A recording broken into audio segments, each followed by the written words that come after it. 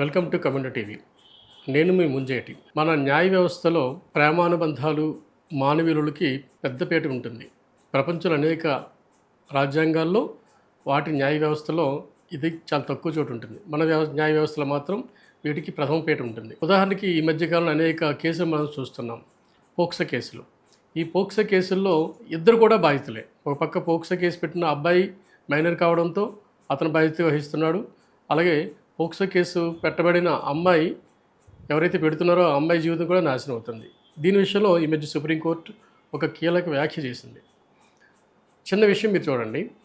ఈ పోక్సో కేసులు ఎలా నడుస్తున్నాయంటే జనరల్గానే ఒక టీనేజ్ అమ్మాయిలు ఇంటర్మీడియట్లో కానీ 10th క్లాస్లో కానీ వాళ్ళ మధ్య ప్రేమ వ్యవహారం కానీ అభిమానం కానీ స్నేహం కానీ పడచూపినప్పుడు కొంతకాలం ఆ ప్రయాణంలో వాళ్ళ మధ్య కొన్ని చికాకులు కానీ చిరాకులు కానీ ఏర్పడినప్పుడు వాళ్ళ తల్లిదండ్రులు జోక్యం తర్వాత అవి పోక్సో కేసుల కింద నమోదవుతున్నాయి. ఈ మధ్య ఒక కేంద్ర మంత్రి వాళ్ళ అబ్బాయి విషయంలో మనం చూసాం.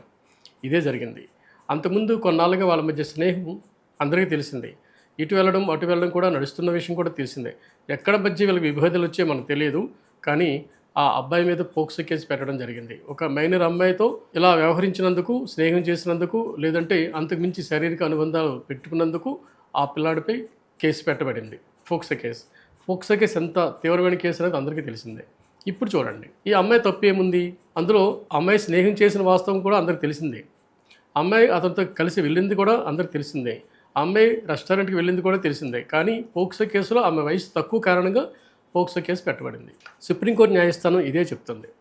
ఇద్దరి మధ్య స్నేహం ఉంటున్నప్పుడు, ఇద్దరి మధ్య ప్రేమ పొడచూపుతున్నప్పుడు, ఇద్దరు ఎక్కడికైనా పారిపోతున్నప్పుడు మనం ఎలా ఆపగలం? పోక్సో కేసు అన్నది లైంగిక వేధింపులు, మైనర్ బాలికని హింసించటం, ఈ 2 కేసులు ఇలాంటివి మాత్రమే పోక్సో కేసు కింద అవుతాయి తప్ప ఇలా స్నేహబంధాలు, అనుబంధాలు, ప్రేమలు ఇవన్నీ పోక్సో కేసు కింద రావు.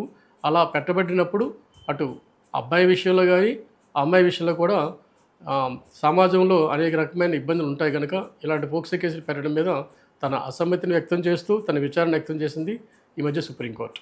సో మనం అర్థం చేసుకోవాల్సిందంటే పోక్సో కేసు కేవలం వేధింపులు, లైంగిక వేధింపులు, అది మైనర్ అమ్మాయి విషయంలో అలా జరిగినప్పుడు, అలాగే మైనర్ వేధింపులతో పాటు హెరాస్మెంట్ ఇలాంటి జరిగినప్పుడు మాత్రం పోక్సో కేసు పెట్టబడతాయి. వాటికి మాత్రం సరైన విలువ ఉంటుంది. సో మనం 1 సార్లు ఆలోచించాల్సింది, ఒక మైనర్ అమ్మాయి విషయంలో స్నేహంతోనూ ప్రేమపూర్వకమైన వ్యవహారం చేస్తున్న ఒక అబ్బాయి, ఒకవేళ మైనర్ అబ్బాయి అయినా సరే, లేదు కొంచెం మైనర్ దాటి మెజారిటీ అయినా సరే అతని మీద పోక్సో కేసు పెడుతున్నప్పుడు 1 సార్లు ఆలోచించమని సుప్రీంకోర్టు చెప్తుంది.